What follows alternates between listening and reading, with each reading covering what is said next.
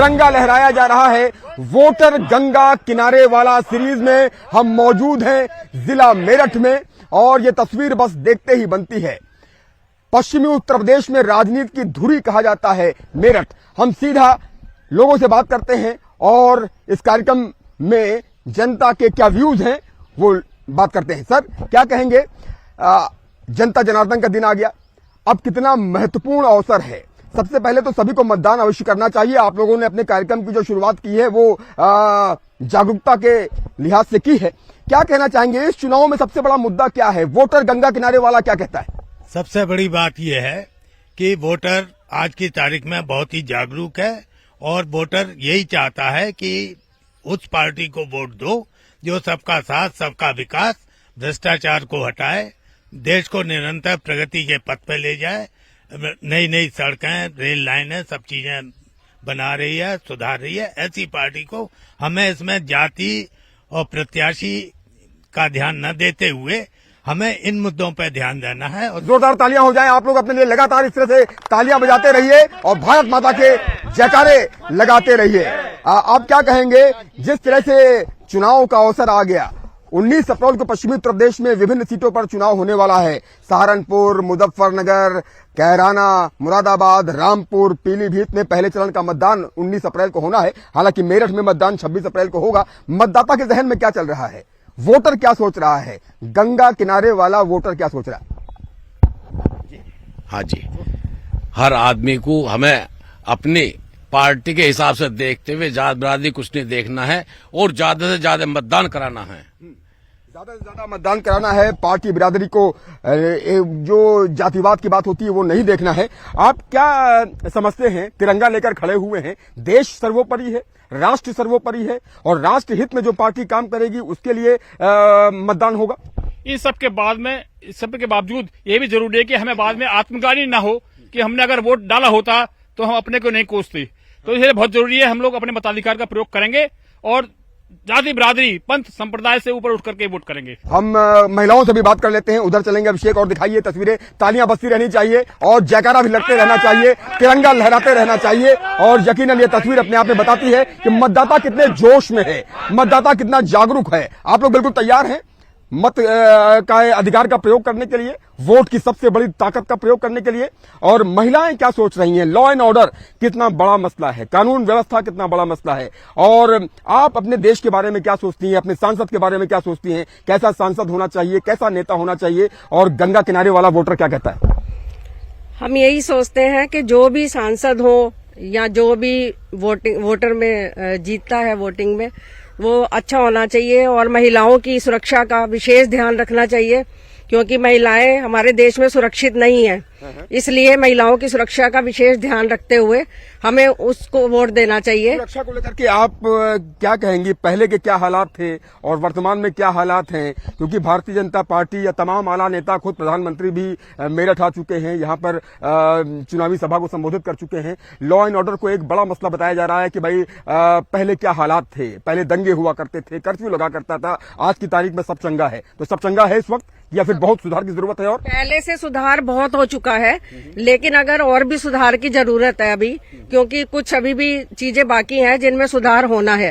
इसलिए हम गवर्नमेंट से, सरकार से यही प्रार्थना करते हैं कि जो भी सुधार हम चाहते हैं उसमें विशेष ध्यान दिया जाए। अच्छा, आधी आबादी को लेकर सरकार ने बहुत बड़ी पहल की, आरक्षण बिल पास हुआ, और ये कितनी बड़ी कवायद है, या महिलाओं के हाथ में कितनी बड़ी शक्ति आई है? और क्या ये इन चुनावों में मुद्दा है? प्रधानमंत्री जी जहां जा रहे हैं, महिलाएं उनको पटका पहनाते हुए नजर आ रही हैं और महिलाओं को सम्मान देने के लिए उनको स्टेज पर बुलाया जा रहा है। तो विमेंस क्या फील कर रही हैं? आप लोग क्या सोचती हैं कि क्या सबसे बड़ा मुद्दा है? क्या महंगाई, बेरोजगारी, किचन का बजट, ये भी मुद्दा है, या फिर देश प्रथम, राष्ट्र प्रथम, लॉ एंड ऑर्डर अच्छा, या तमाम अन्य मुद्दे? क्या जहन में चल रहा है महिलाओं के?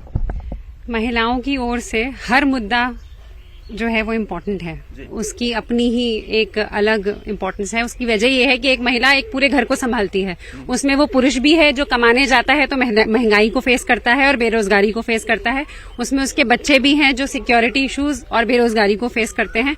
तो एक महिला के ऊपर जो दारोमदार है वो बहुत बड़ा है। तो महिलाओं की एक्सपेक्टेशन जो सरकार से है वो बहुत ज्यादा है। बहुत बढ़िया बात कही, बहुत बढ़िया बात की, तालियां हो जाए।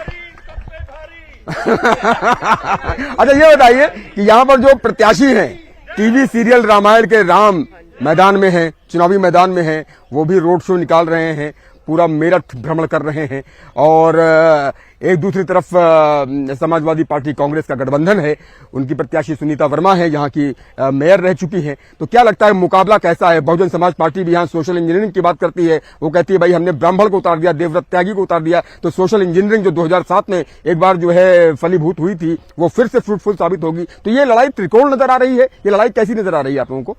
राजनीतिक विश्लेषण के तौर पर आप जरा बताएं। आजकल की जनता के हिसाब से तो ये त्रिकोण बनना संभव नहीं है। राम लहर है वो हम सब जानते हैं, पर उस लहर का आधुनिकरण और उस लहर का औचित्य दोनों बहुत इंपॉर्टेंट हैं और अगर उस पर ध्यान दिया जाएगा तो तभी हमें लगता है कि जो रिजल्ट्स होंगे वो सभी के लिए सफल। टीवी सीरियल रामायण में राम की छवि से जीत जाएंगे अरुण गोविल या फिर इनको कड़ी मशक्कत करनी पड़ेगी ग्राउंड पर? आज की जनता तो सिर्फ फैक्ट्स पे काम करती है। मुझे नहीं लगता कि टीवी सीरियल देख के आज की जो जागरूक जनता है वो वोट करेगी। आप काम करेंगे, आप जनता के पास जाएंगे, उनकी समस्याएं पूछेंगे तो वो आपको वोट करेगी। मोहल्ले में आए कि नहीं आए अरुण गोविल जी? बुलाना पड़ेगा, आप लोग बुलाएंगे, वो क्या बात जाएगी तो जरूर आएंगे कर रहे हैं क्योंकि जनता ही जनार्दन है और जनता का वक्त आ गया है। यकीनन ये तस्वीर अपने आप में बताती है कि मतदाता कितना उत्साहित है और अपने मताधिकार का प्रयोग करने के लिए बिल्कुल तैयार बैठा है। तो आपको लगता है कि हमें देश के नागरिक होने के नाते बहुत कुछ खुद भी पहल करनी चाहिए, इनिशिएटिव लेना चाहिए कि what I am doing for the country. Yes of course. अब गवर्नमेंट, आप बोल रहे हो कि जी पानी की कमी है, गवर्नमेंट बोल रही है रेन वाटर हार्वेस्टिंग करो। खाने की कमी है, ऑब्वियसली इंडिया इतना बड़ा देश है, हमारे पास लैंड कम है, लोग ज्यादा है, गवर्नमेंट कह रही है अपने घर में खाना होगा। एटलीस्ट हम इतना तो अपना होम गार्डनिंग करें कि अपने परिवार को फीड कर सके एक टाइम का भी। बहुत सारी चीजें हैं जो हम कर सकते हैं। अब सोलर पैनल्स भी जैसी चीजें आ गई हैं, आप वो भी लगाओ। इलेक्ट्रिसिटी की कमी हो रही है, ठीक है, धीरे धीरे करके आगे बढ़ते हैं। बूंद बूंद से सागर बनता है। आप ये तो नहीं सोच सकते ना कि 10-15 साल में गवर्नमेंट पूरी इंडिया को पलट देगी। जो इतने सालों से होता हुआ आया है वो सारा एक बारी में रेक्टिफाई कर देगी। कुछ चीजें हमें भी करनी है। मैं जापान का आपको एक एग्जाम्पल देती हूँ। वहां पे फुटबॉल मैचेस अगर हो रहे हैं तो वहां पे स्टेडियम में गवर्नमेंट आके नहीं बोल रही है कि अगर आपने कचरा फैलाया तो आप उठाओ। वो सिटीजन्स खुद सोचते हैं कि ये हमारी रिस्पॉन्सिबिलिटी है कि हम अपना स्टेडियम जो हमने फेंका है, अगर इतनी छोटी छोटी सोच भी हम अपने ऊपर अप्लाई कर लेना तो सारा भार एक तो गवर्नमेंट पे नहीं आएगा, दूसरा एज ए सिटीजन हमें इंडिया को आगे लेके जाना है। गवर्नमेंट ठीक है, हम वोट कर रहे हैं, आएंगी जाएंगी, लेकिन एज ए सिटीजन हम इंडिया को भी रिप्रेजेंट कर रहे हैं। हमारी गवर्नमेंट अकेले रिप्रेजेंट नहीं कर, मोदी जी अकेले रिप्रेजेंट नहीं करने जा रहे। कोई अगर हमारे देश में आ रहा है तो हम भी एज ए सिटीजन उन्हें रिप्रेजेंट कर रहे हैं। जो मुद्दों की, ये मुद्दे हमारे मोहल्ले में, हमारी कॉलोनी में है। सफाई करवा दो, डस्टबिन लगवा दो, ठीक है। और जो है महंगाई ज्यादा हो गई है, करप्शन हो रहा है। आप मुस्लिम एरिया में जाओ, उनका एक ही मुद्दा है कि हमारे धर्म को कैसे आगे बढ़ाया जाना है। आज पूरा खेल हिंदू और मुसलमान के दम पे चल रहा है। जितनी भी गवर्नमेंट आती है, सारी गवर्नमेंट सिर्फ और सिर्फ तुष्टिकरण की राजनीति करती है, उन्हें कुछ नहीं दिखाई देता। आज वक्फ बोर्ड ले लो, वक्फ बोर्ड के बारे में अगर हम जैसे लोग पढ़ते हैं ना तो हमारे आंखों से आंसू निकल आते हैं। ऐसा बोर्ड कैसे बन गया, ऐसे कानून कैसे बन गए। आज आप ये देखो, मुसलमानी एरिया में जाके जो जितने भी बूथ लगते हैं, वहां पे जितने भी बुरके में औरतें आती हैं, उनका बुरका नहीं उठाया जाता है। उनकी कोई आइडेंटिटी नहीं है। एक आदमी 6 जगह जाके वोट डालता है। एक आदमी अगर मर भी गया उसकी वोट डल रही है। एक 14 साल की लड़की, 15 साल की लड़की, 16 साल की लड़की बुरके में आके वोट डाल रही है। हम पे ये अधिकार नहीं है कि उसका बुरका उठा के हम देख लें। सबसे बड़ी समस्या है हमारी ये जो मुसलमानों को खुश करने की राजनीति आज हिंदुस्तान में चल रही है। आज कितने पाकिस्तान बनेंगे? धर्म के नाम पे हमारा देश बढ़ चुका है। आज हमारे यहाँ पे छोटे छोटे पाकिस्तान कितने पैदा हो गए हैं। कैराना में जाके देखो, ये मुद्दे हमारे मोहल्ले में होते हैं। मुसलमानी मोहल्ले में कोई मुद्दा नहीं है। मुसलमान है भाई साहब, आपको क्या लगता है? पूरे मुसलमान मोहल्ले में सिर्फ और सिर्फ एंटी बीजेपी है। उनकी कोई सपा पार्टी नहीं है, उनकी कोई बसपा पार्टी नहीं है, कोई कांग्रेस उनका नहीं है। 4 दिन का आया हुआ केजरीवाल आज अगर टोपी लगा के और अपना गमछा डाल के जाता है, उन्हें लगता है कि ये मोदी के खिलाफ ही लड़ सकता है। तो वहां पे दिल्ली में मुसलमानों की पार्टी केजरीवाल, यूपी में मुसलमानों की पार्टी सपा, और जो पश्चिम बंगाल में मुसलमानों की पार्टी ममता बनर्जी, हैदराबाद में मुसलमानों की पार्टी वो चार मीनारा। मुसलमानों की कोई पार्टी नहीं है, मुसलमानों की पार्टी है एंटी हिंदू। हम बटे हुए हिंदू में मुसलमान, हम बटे हुए हिंदू में, ब्राह्मण में हम बटे हुए हैं। ये जाटव है।